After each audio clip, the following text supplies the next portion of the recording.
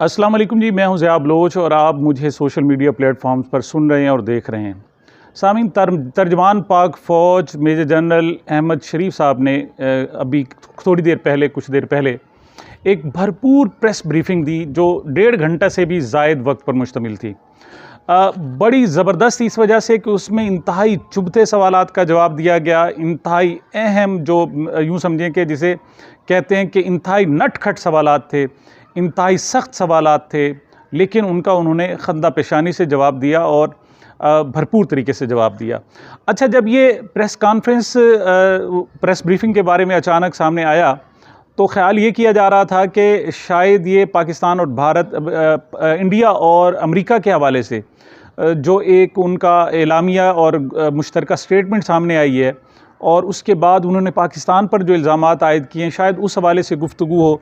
या दूसरी तरफ इंडिया ने जनाब गुज़श्ता रोज़ आपको मालूम है कि एक फायरिंग की है उन्होंने जनाब हमारे बॉर्डर पर, और उसमें जो 2 चरवाहे थे वो उनको शहीद कर दिया गया। अगरचे उन्होंने कहा है कि ये वो लोग थे जो दहशत गर्द थे मुबैना तौर पर और ये बॉर्डर क्रॉस करना चाहते थे। बहरहाल उस पर ख्याल ये किया जा रहा था कि शायद उस हवाले से एक भरपूर प्रेस ब्रीफिंग होगी और पाक फ़ौज की तैयारियों के हवाले से और दीगर हवालों से ये गुफ्तगू होगी।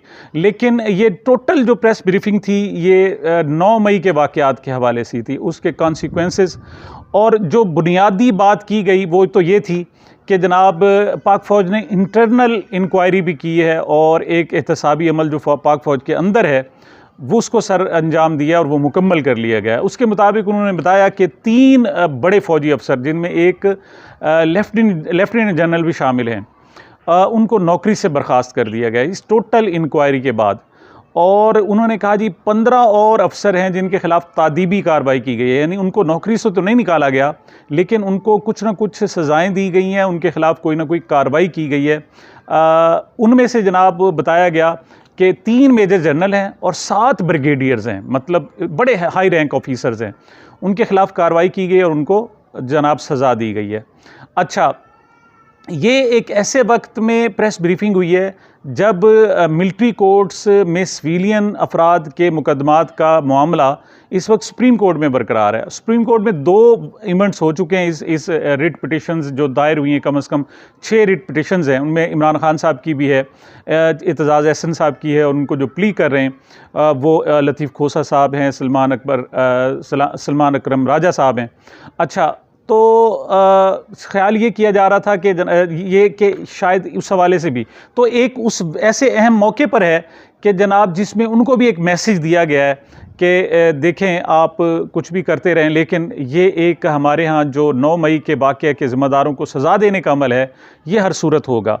और फिर जब यहाँ तक कह दिया गया कि हमने अपने फ़ौजी अफसरों को सज़ा दी है, और न सिर्फ फ़ौजी अफसरों को बल्कि रिटायर्ड जो फ़ौजी अफसरान थे उनके अहल खाना को, उसमें बताया गया कि एक 4 स्टार जनरल, साबिक 4 स्टार जनरल की नवासी जो हैं उनके ख़िलाफ़ कार्रवाई की गई है, एक जनाब 2 स्टार जनरल की जनाब अहलिया और दामाद के हवाले से है, और एक 3 स्टार जनरल की बेगम के ख़िलाफ़ कार्रवाई की गई है।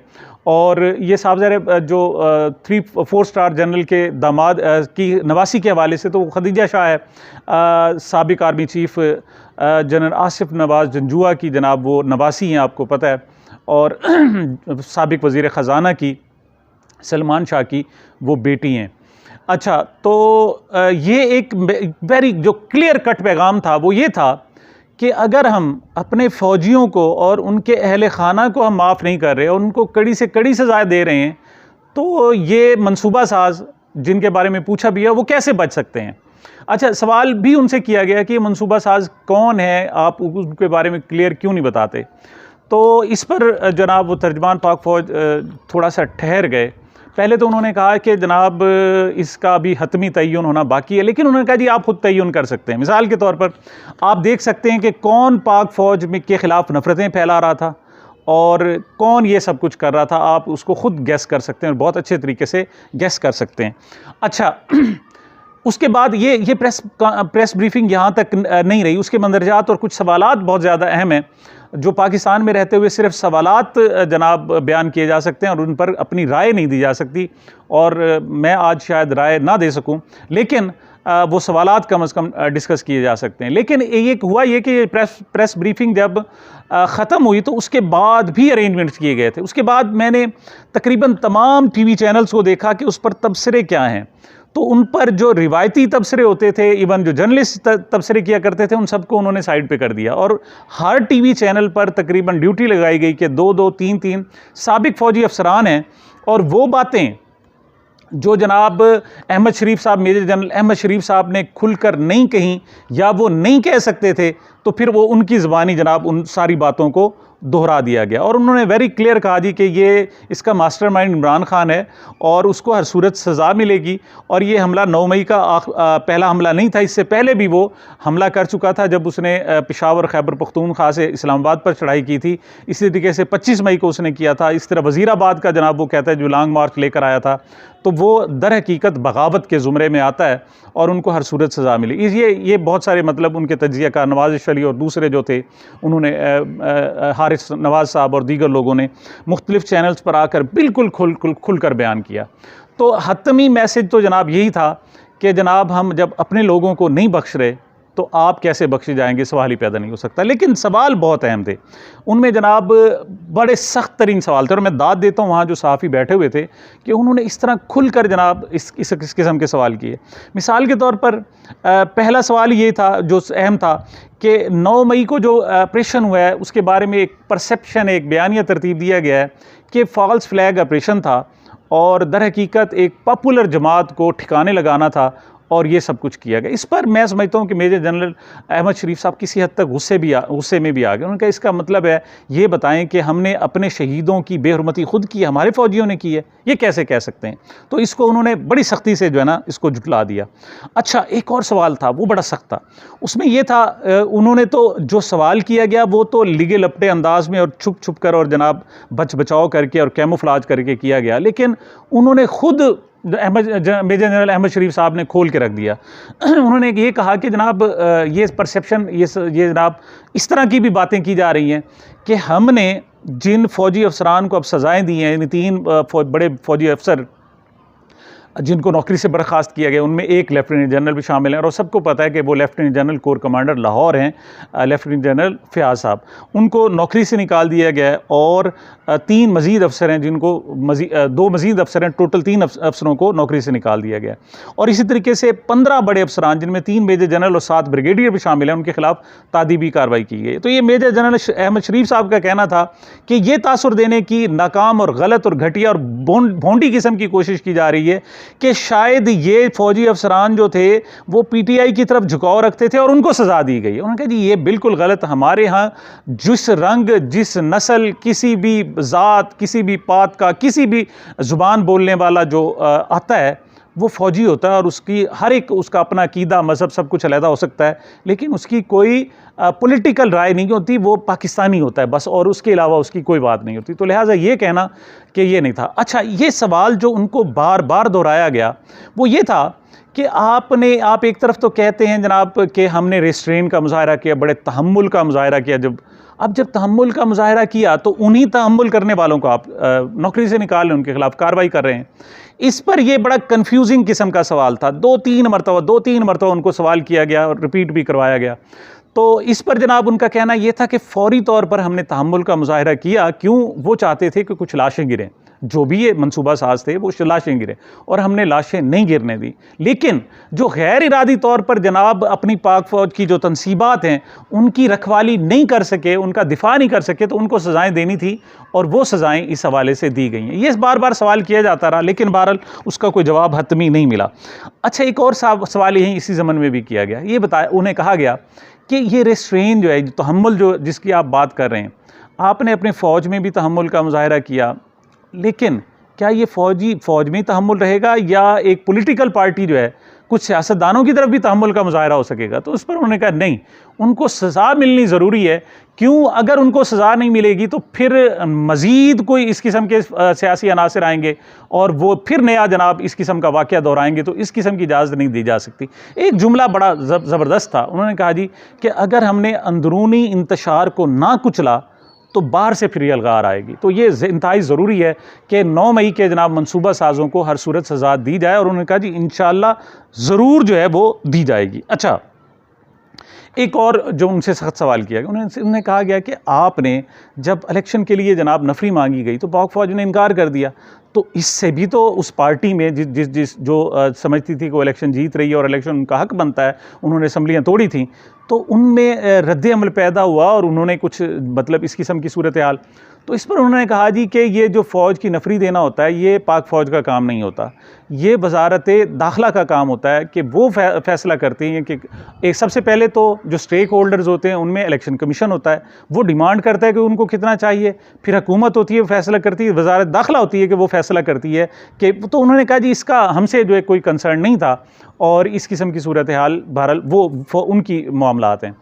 अच्छा, एक और सवाल उनसे जो किया गया कि ये बताएं कि ये 9 मई के वाक़यात की आड़ में लोगों के घरों में घुसा जा रहा है, लोगों की औरतों की बेइज्जती और जो है उनकी नाज़ेबा उनसे सलूक किया जा रहा है, उनकी जनाब बहुत ज़्यादा उनके साथ बुरा सलूक किया जा रहा है, तो इस पर उन्होंने क्या कहा?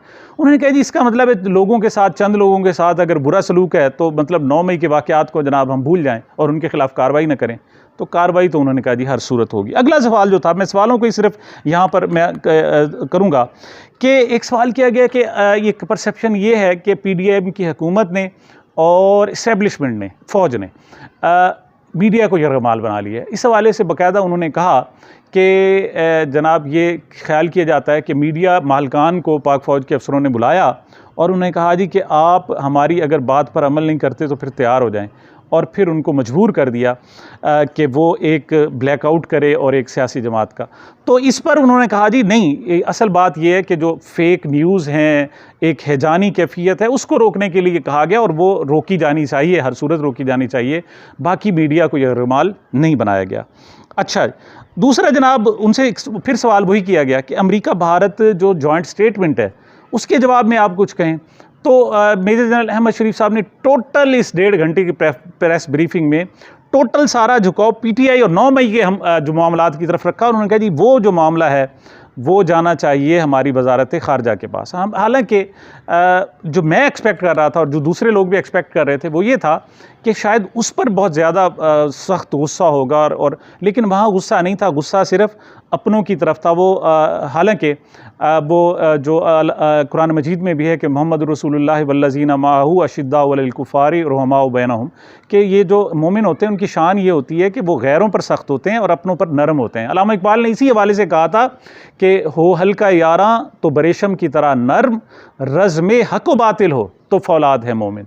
तो आपस में जब होते हैं तो मलाइम और रेशम की तरह होते हैं, और जब हल्का जो रज़्म हक़ बातिल हो तो वहाँ फौलाद होता है।